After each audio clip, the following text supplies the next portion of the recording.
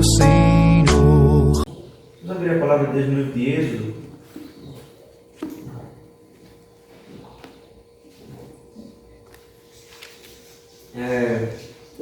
Seminarista Eduardo não pôde estar conosco hoje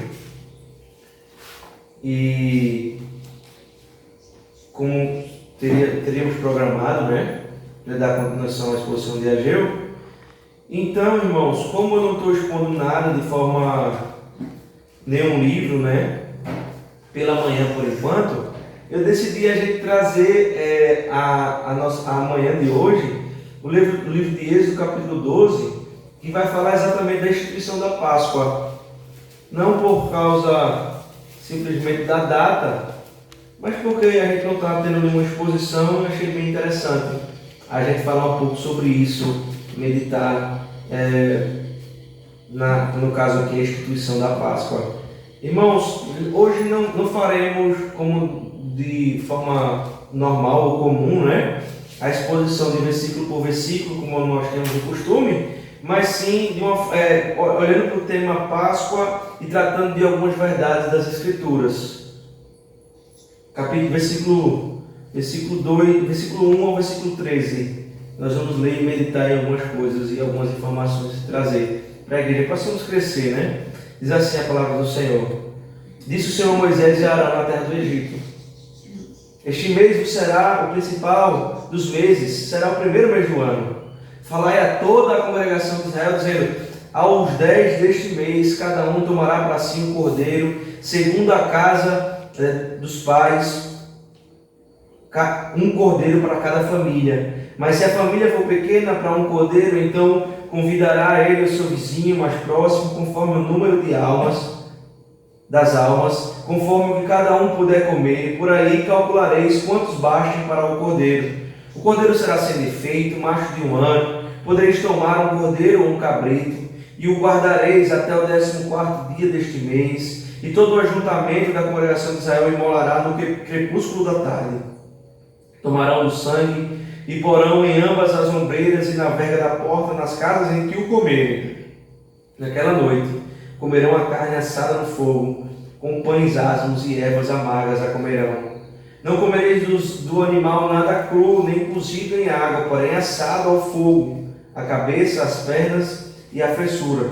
Nada deixareis dele até pela manhã, o que porém ficar até pela manhã queimá-lo-eis. Desta maneira o comereis: lombos cingidos, sandálias nos pés e cajados na mão. Comê-lo-eis à pressa, é a Páscoa do Senhor. Porque naquela noite passarei pela terra do Egito e ferirei na terra do Egito todos os primogênitos, desde os homens até os animais. Executarei juízo sobre todos os deuses do Egito, eu sou o Senhor. O sangue lhes será por sinal nas casas em que estiveres. Quando eu vir o sangue, passarei por vós, e não haverá entre vós praga destruidora, quando eu ferir a terra do Egito. Amém. Amém. Vamos orar, irmãos. Feche seus olhos. Poderoso Deus, nós pedimos nesta manhã, Senhor, como de costume, que o Senhor venha abrir a nossa mente, o nosso coração, para ouvirmos a Tua palavra, Deus, e nos enchermos, Senhor, desta palavra santa, maravilhosa, cheia de graça e verdade, Senhor. Então, Deus, nos ensina, nos exorta, possamos sair daqui, Deus, vislumbrando, Deus, o próprio Senhor, ouvindo essa palavra. Então, nos ajuda, Senhor, em nome de Jesus Cristo. Amém. Amém. Amém. Irmãos, falando um pouco de Páscoa, o significado da Páscoa, o nome em hebraico, ele significa passagem, ou, numa melhor tradução, passar por cima e de forma contemporânea pular, É isso que significa Páscoa, pular. E esta ideia, nesses versos que nós lemos, era celebrada esse pular, ou essa Páscoa, na morte de um cordeiro. Nós lemos isso aqui bem claro, lá mais ou menos no dia 14, no mês de abril, mais ou menos, olhando para os nossos dias. Então, e abril corresponde ao primeiro mês do calendário hebraico. Então, durante o exílio, durante onde o povo ficou algemado, né, ficou encarcerado ali no Egito, esse nome depois ele foi substituído por um outro nome, Nissan, que significa começo ou abertura, porque era o primeiro mês. E no nosso calendário ele é praticamente final de março, começo de abril. Não é? Então, o significado da Páscoa é um significado muito amplo, irmãos, para trazendo somente um significado. É uma coisa muito grande, né? O homem moderno, nas suas ocupações de fato, e no mundo em que nós vivemos hoje, onde o objetivo do ser humano, talvez, ou um dos objetivos do ser humano seja o lucro, né? Eles criaram uma versão secular do significado da Páscoa.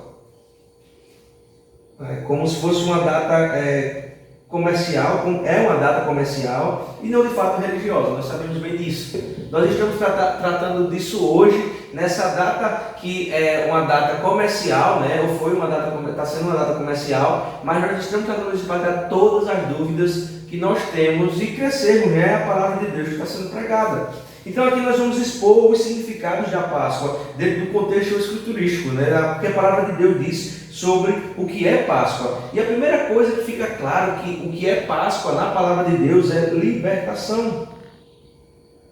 Então, a Páscoa, ela é uma festa que marca o final de uma opressão da escravatura dos egípcios sobre o povo de Deus.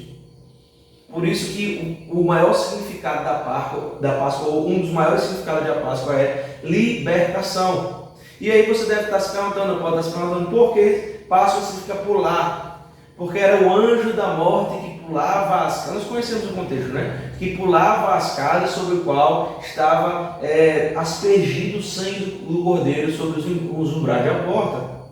Os umbrais aqui, irmãos, é a verga, né? Não sei se alguns irmãos já viram alguma casa sendo construída. Em cima da porta se coloca uma verga para que não desabe, né? Para que aguente o peso do tijolo em cima. Então, geralmente na porta tem aquela madeira que fica acima, e era sobre aquilo ali, era naquilo ali que se pintava ou que se derramava o sangue do cordeiro que estava sendo imolado, que estava sendo assado para que eles comessem e estivessem celebrando a festa da Páscoa. Então o anjo da morte, quando eles avistavam a casa que estava melado de sangue, o que eles faziam? Eles praticavam a Páscoa, eles pulavam a casa. O anjo não visitava essa casa, era pulava. O povo de Deus tinha os seus umbrais manchados de sangue, e ali fazia com que o anjo da morte não entrasse, mas pulasse a casa e pulando até chegar às casas dos egípcios. Assim aconteceu também algo parecido com aquela mulher, né, a que era meretriz. Fugiu o nome? Alguém me ajude? Raabe, né? Exatamente. Ela coloca como é que ela faz para ser livre da morte, né? Da entrada do povo de Deus na terra. O que ela é instruída a fazer? A colocar um lenço vermelho, porque o povo de Deus saberia que quando passasse por ali, ela devia pular aquela casa e não entrar para assassinar aquela família. Então, irmãos, significa libertação. Então, o próprio Abraão, ele recebe a profecia de Deus, né, que o povo ficaria sob domínio de estranhos dos egípcios durante 400 anos, mas que seriam libertos, né, e sairiam com grande riqueza e glória. Isso está lá no livro de Gênesis capítulo 15. E isso de fato ocorre, né, há uma libertação. Mas veja, é uma coisa estranha aqui na Páscoa, ou aparentemente estranha. Por quê? Porque a festa é celebrada antes da libertação. Já perceberam isso? Eles comem do cordeiro, eles celebram a Páscoa, mas ainda estavam presos. Ainda estavam em terra estranha. Então, como é que eu posso celebrar algo, fazer festa de uma coisa que ainda não aconteceu? A festa foi celebrada antes da libertação. Veja, irmãos, aqui Deus ele é muito didático na sua forma de ensinar o seu povo, né? O sacrifício expiatório ali na Páscoa, aqui no Antigo Testamento, né? A fé, a obediência, tudo isso, irmãos, ela vai preceder a plena libertação. Israel não estava só sendo liberto de Faraó, não era somente isso, também estava sendo liberto do anjo destruidor. Veja, há um aspecto imediato ali em que o anjo pulava, eles estavam sendo libertos da morte, e há um aspecto que vai ser logo em seguida que eles estavam sendo libertos do jugo da escravatura dos egípcios, de Faraó. Veja, irmãos, quando Cristo ele morre na cruz, quando Cristo ele derrama o seu sangue por mim e por você, pelo povo de Deus, quando ele derrama o seu sangue naquela cruz que é vertido, nós não temos ainda todos os aspectos da libertação. Vivemos ainda no jugo deste mundo pecaminoso, mesmo libertos do pecado, mas há um dia que há uma plena libertação. Há um dia em que passaremos desse mundo como peregrinos que somos, vendo todo esse caos e toda essa destruição ao nosso redor, e não mais estaremos presos a esse mundo, mas num novo mundo. Há um aspecto, irmãos, do caráter introspectivo, né? A nossa necessidade pessoal de libertação por substituição de Cristo. E há um caráter prospectivo que profetiza a libertação antes dela mesma acontecer de fato ou de forma plena. Prenunciava a obra de Cristo, né?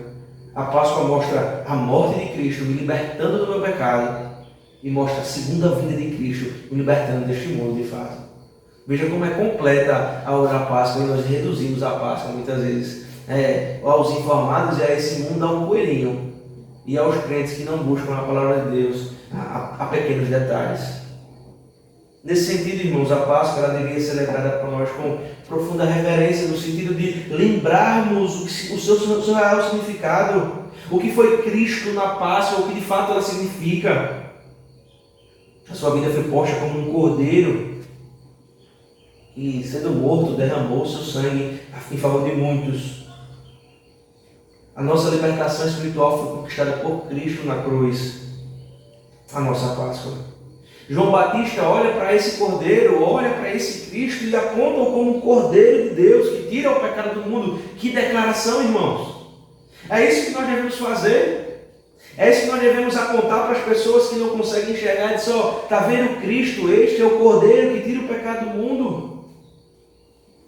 Paulo vai dizer em 1 Coríntios que ele é a nossa Páscoa. Ele mesmo prometeu a libertação a todos quantos creem nele. Entendeu o significado do sacrifício de Cristo? É comer da Páscoa. Caminhar no caminho de libertação espiritual. A Páscoa dos hebreus os libertou da escravidão, da opressão, da miséria, dos seus pecados. Mas essa libertação, irmãos, aponta para o começo de uma nova vida. Liberta eles de todos os terrores, de todas as opressões futuras. Veja, irmãos, quando nós comemos em memória de Cristo, quando nós ceiamos em memória de Cristo, quando Cristo mesmo ele institui a ceia do Senhor, ele está fazendo ali, celebrando a Páscoa. Era a ceia da Páscoa. E agora Cristo vai dizer, a Páscoa está completa. Não há mais necessidade de sacrifício de cordeiro. Não há mais necessidade de todo ano agora você trazer um cordeiro que não tenha mácula, que não tenha defeito, macho. Não há mais necessidade de você fazer mais esse tipo de festa. Sabe por quê? Porque a Páscoa agora está completa. O cordeiro, o supremo cordeiro foi sacrificado de uma vez, de uma única vez é suficiente. Tome do meu sangue, coma do meu pão, coma da minha carne. Façam isso em memória de mim. Em segundo lugar, irmãos, o significado da Páscoa, significa também salvação, aliança, família. No versículo 3 vai dizer assim, fala a toda a congregação de Israel, dizendo, aos 10 deste mês, cada um tomará para si um cordeiro, segundo a casa dos pais, um cordeiro para cada família.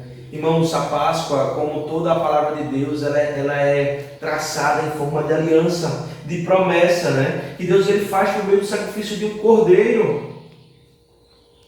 Cada casa era salva do destruidor por causa da promessa de Deus, por causa da aliança que Deus faz. É interessante porque, se a gente voltar um pouquinho lá no capítulo 10, volta um pouquinho comigo. A partir do versículo 8, veja o que diz. Então Moisés e Arão foram conduzidos à presença de Faraó. E este lhe disse: Ide, servi ao Senhor, vosso Deus. Porém, quais são os que hão de ir? Faraó deixando eles servirem ao Senhor. Respondeu-lhe Moisés: havemos de ir com os nossos jovens, com os nossos velhos, e com os filhos, e com as filhas, e com os nossos rebanhos, e com os nossos gados. Havemos de ir, porque temos de celebrar festa ao Senhor. Veja o que o Faraó responde, né? Replicou-lhe Faraó: seja o Senhor convosco, caso eu vos deixe ir, e as crianças, vede, pois tende conosco os mais intenção. Não há de ser assim, ide somente vós os homens, e servi o Senhor, pois isso é o que pediste. E eu expulsaram da presença de Faraó. O Faraó vai dizer: vamos os homens, né? Mas as crianças não precisam ir. E veja o que aqui, e logo em seguida no versículo 12, né? Então disse o Senhor a Moisés: estende a mão sobre a terra do Egito, para que venham os gafanhotos sobre a terra do Egito, e comam toda a erva da terra, tudo que deixou a chuva de pedras. Veja, irmãos, há toda a narrativa bíblica, e até os dias de hoje, e daqui para frente, há um objetivo maligno, que o diabo ele tem essa estratégia desde o começo, né, da sua existência, de entrar na família e destruir, ou separar a família, ou separar o marido da esposa do marido e os pais dos seus filhos. Há sempre essa intenção maligna. Então tudo que você deixar entrar na sua casa que cause destruição, separação da sua família, vem do maligno. Não faça isso. Seja mídia, seja televisão, seja vídeo, seja qualquer tipo de coisa hoje nos nossos dias, vem do maligno. Porque enquanto Deus ele faz um pacto com a família, o pacto com a família do Senhor, com a sua família, o maligno vem para destruir isso, para individualizar a família, para separar. Páscoa significa também salvação, mas libertação, a promessa de Deus na família. Todos irão comer, todos das casas do seu pai irão comer do cordeiro que vai ser imolado. Irmãos, por isso que quando Moisés se apresenta diante de Faraó e diz: nós temos que ir, não só os homens, mas todos, as crianças, os jovens, até os animais, porque todos devem louvar o Senhor. E aqui tem entre os vários aspectos, né, irmãos? Para os nossos dias de hoje, principalmente, né? Quando nós somos inibidos de louvar a Deus, né? Esse é um texto bem claro aqui nas Escrituras. Quando o Estado ele quer nos impedir de louvar a Deus, né? Assim como o Faraó quis impedir o povo de Deus de louvá-lo. Não somente os jovens, não somente os adultos, não somente os machos, mas toda a congregação, toda a família de Deus, todo o povo de Deus deve louvar o Senhor. Mas não vou entrar nesse mérito, irmãos, porque deveríamos desviar aqui da nossa intenção. Satanás ele tenta cativar os seus filhos, ele tenta cativar pessoas da sua família, ele tenta afastar as pessoas do convívio com a família e, consequentemente, do convívio com Deus. E aí a gente entende, irmãos, que a Páscoa ela desperta em nós que é para toda a família. Nós devemos batizar nossas crianças nesse sentido, porque toda a família deve comer o Cordeiro de Deus. É a aliança do Senhor. Então, irmãos, isso implica em várias coisas, né? Você, pai e mãe, deve, por exemplo, ter um compromisso diante de Deus, né? Com a sua família, com os seus filhos. ensiná-los o caminho que eles devem seguir. Muitas das filosofias desse mundo vão dizer, não, não é assim. O seu filho deve seguir o caminho que ele achar correto. Deixe ele se descobrir. Deixe ele ver o que é melhor para ele. Sabe o que é melhor para ele. Não, irmãos. Não é assim. Nem a sociedade acredita nisso. Porque se a sociedade acreditasse nisso, não haveria regras. Não haveria leis. Cada um faria o que quisesse ou como bem entendesse. Até a sociedade é contrária a isso, mesmo afirmando essas coisas. Tal seria o caos, né? E também, irmãos, a Páscoa é redenção. Não só libertação, mas também redenção. Então, as festas, e nós sabemos bem disso, né? Elas são sombras ou são tipos das coisas futuras. As coisas que acontecem aqui no livro da lei, as festas, as instituições das festas, a própria lei civil, são sombras das coisas futuras, de coisas perfeitas, né? E o pontífice de tudo isso é Jesus Cristo. Elas tipificavam aquilo como o caso da Páscoa, que um dia ia se tornar a história da encarnação, da morte e da ressurreição de Cristo. A Páscoa era exatamente uma antecipação figurativa, simbólica de Jesus no Calvário. Por isso, irmão, nós não fazemos como algumas igrejas contemporâneas fazem, de no dia da Páscoa, cada um traz morto o cordeiro e todo mundo vai para a igreja e está lá todo mundo. Eu não estou dizendo que não se deve comer cordeiro no dia de hoje. Não, não é nada disso. Ou que é ruim, é pecado fazer isso na igreja, de você se ajuntar e comer de forma... Não estou dizendo isso, mas muitos fazem como uma forma judaica do Antigo Testamento, como se aquilo em si tivesse o poder, ou como se a festa fosse uma prescrição para os nossos dias hoje. Irmãos, quando nós fazemos isso, quando nós praticamos as coisas judaicas, quando nós praticamos aquilo que está no Antigo Testamento, que agora foi aperfeiçoado em Cristo, nós estamos olhando para Cristo e dizer, você não é suficiente, ou você não é perfeito, eu preciso voltar àquilo que é parcial. Veja, não faz sentido. Se eu tenho algo pleno, por que eu vou buscar algo que é parcial?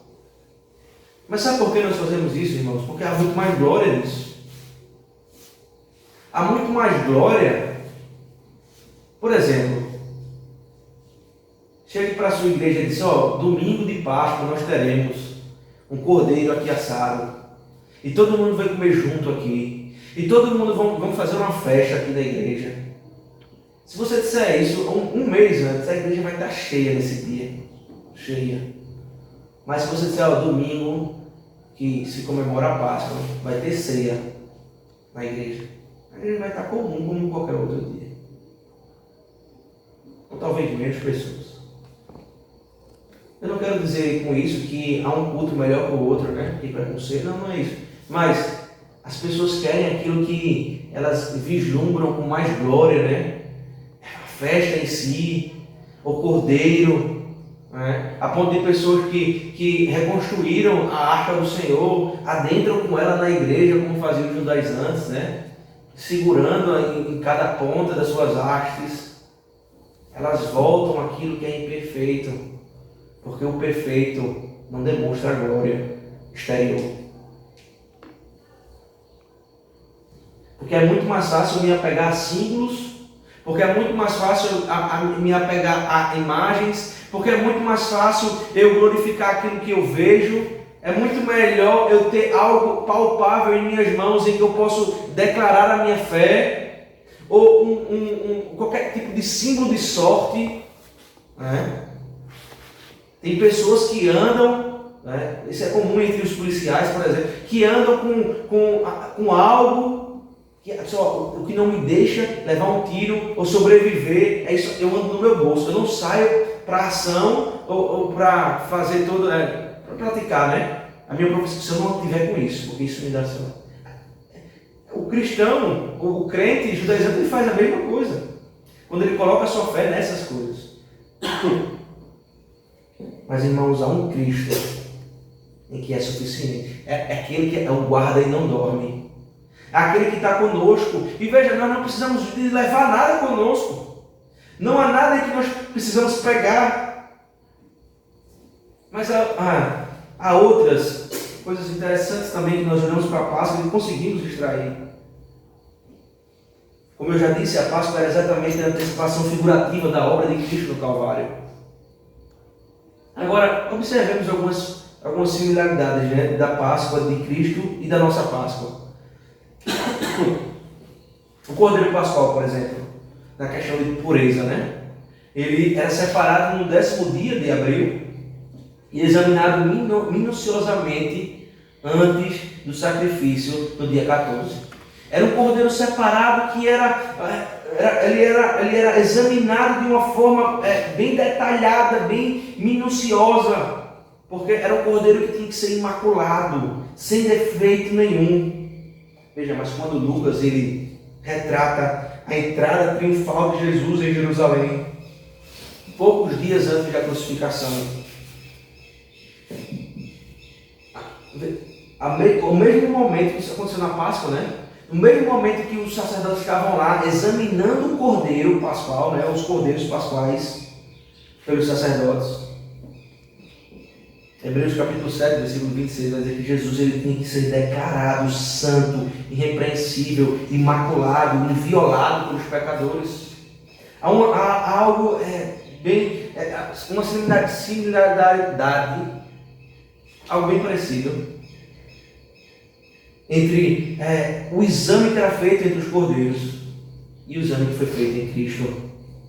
O cordeiro da Páscoa era submetido a um exame, né? E eram os sacerdotes que julgavam se ele seria suficiente ou se ele poderia participar da expiação pela sua perfeição ou não, se ele era apto para ser sacrificado ou não.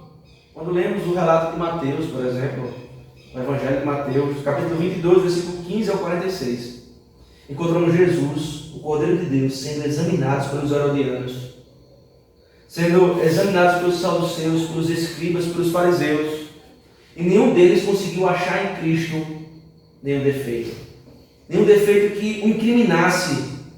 Assim como um cordeiro que não tinha nenhuma culpa por ser morto, mas a culpa dos outros, assim Jesus Cristo ele foi incriminado, ele foi à cruz sem nenhuma culpa de si mesmo, mas a culpa dos outros, e sem responder nenhuma palavra, cordeiro mudo.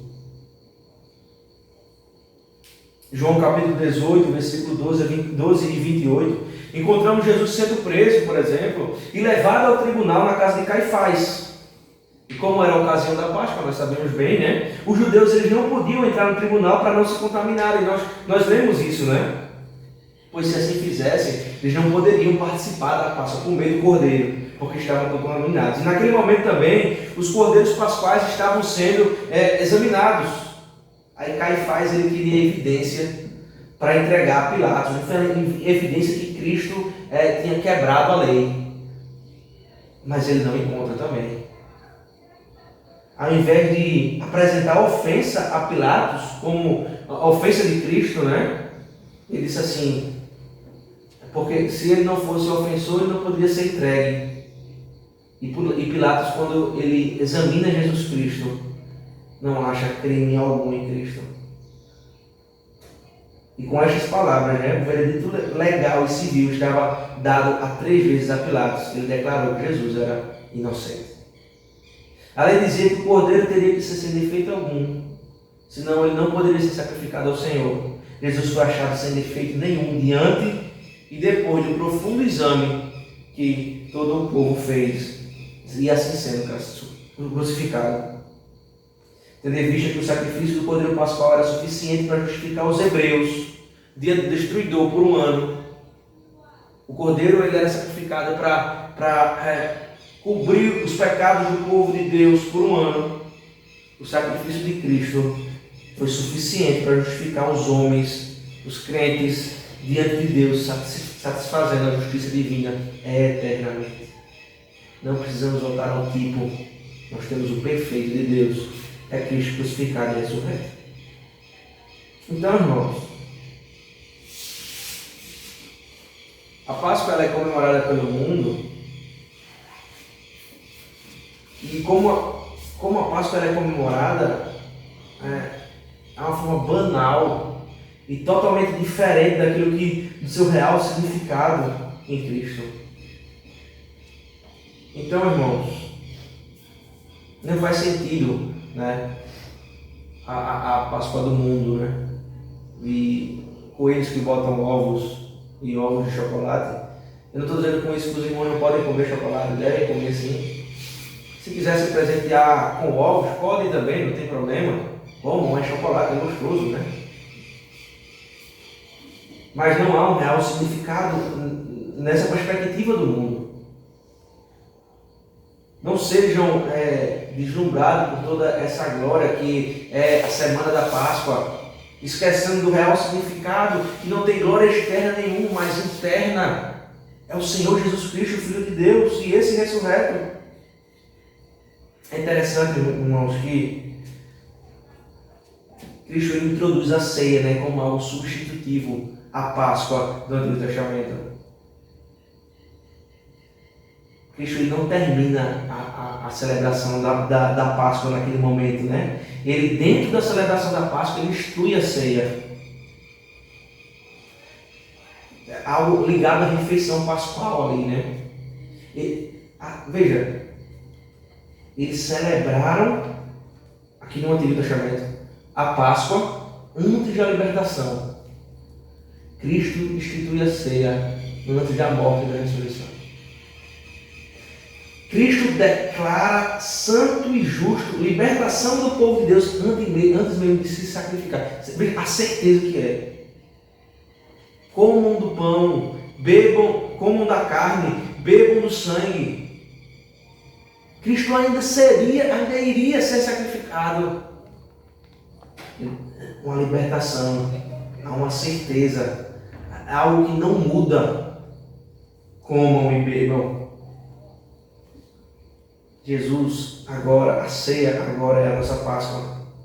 Por isso que não há uma semana de Páscoa para nossas vidas, mas há dias e dias de ceia em que nós fazemos isso em memória ao Senhor. Mas, irmãos, também, quando nós praticamos a ceia do Senhor, quando nós participamos da ceia do Senhor, da mesa do Senhor, isso deve gerar em nós, irmãos, um sentimento maravilhoso que ao mesmo tempo nos emociona e nos impulsa a entender que Cristo nos libertou. Deve ser algo ímpar na nossa vida, todas as vezes que nós fazemos, porque nós estamos celebrando exatamente aquilo, a obra de Cristo, a sua ressurreição, a sua morte, a sua ressurreição por nós.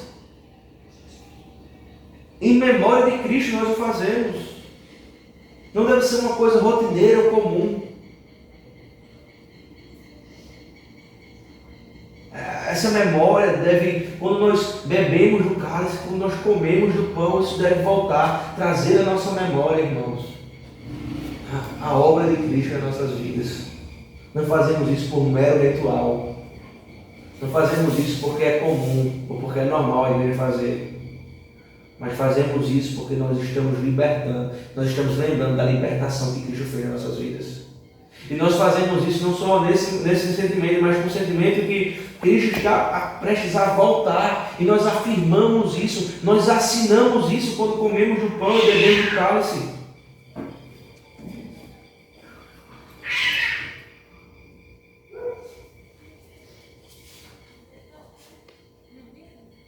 Então, irmãos, para o mundo vai ser sempre uma festa comercial. Vai ser sempre uma festa onde eles vão absorver de alguma forma dinheiro e vão gerar lucro com isso. Como é de costume, né? Não nos espantemos com essas coisas. Mas para nós, cristãos, a Páscoa deve ser lembrada todo domingo, em que nós bebemos do cálice e comemos do pão. Que nós lembremos da libertação de Cristo para as nossas vidas. Lembremos que Satanás, ele pulou a nossa vida. Que ele pula a nossa casa, que isso absorve toda a nossa casa, que a proteção de Deus está sobre nós. Quando nós bebemos do cálice e comemos do pão, nós declaramos a Cristo, nós assinamos embaixo do Senhor, nós cremos firmemente que o Senhor é o nosso Deus, que o Senhor se entregou por nós, que o Senhor ressuscitou e o Senhor voltará para nos buscar. Essa é a verdadeira Páscoa. Não nos apeguemos às coisas parciais ou das coisas imperfeitas, mas que possamos nos apegar àquilo que é perfeito e único e feito, o Senhor Jesus Cristo.